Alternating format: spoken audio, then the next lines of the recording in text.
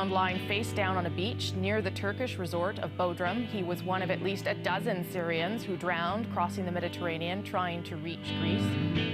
That photo, and this is the reason why we're showing it to you, captured the desperation of migrants and revived the emotional debate over Canada's role in the crisis.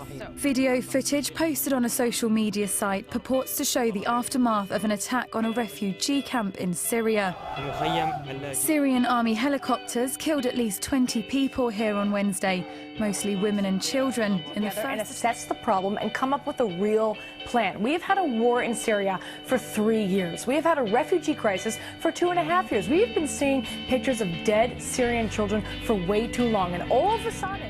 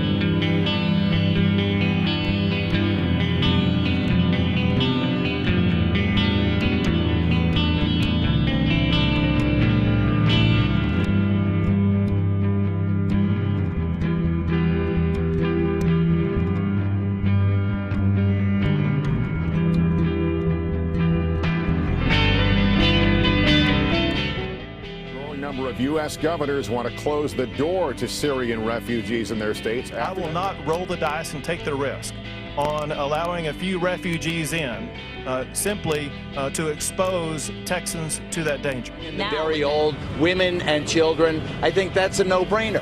Who represents the enemy? The enemy is represented by Sunni Muslims of fighting age. So that's the demographic that demands the most intense scrutiny. But religious minorities who are being persecuted.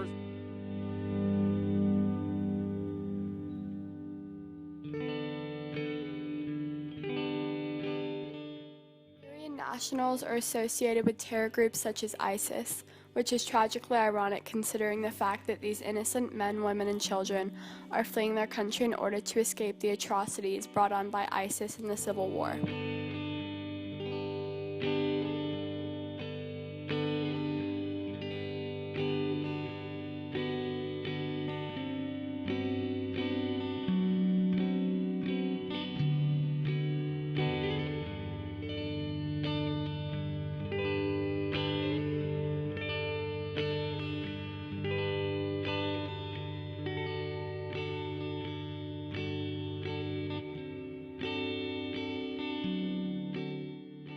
Refuse to let Syrian refugees in, millions of innocent lives will be lost not only by strikes from countries trying to defeat ISIS, but from violence in the civil war and atrocities ISIS is bringing onto the country. Similar sentiment was prevalent during World War I, when many people at the time were skeptical of letting Jewish political refugees from Nazi Germany come into the country.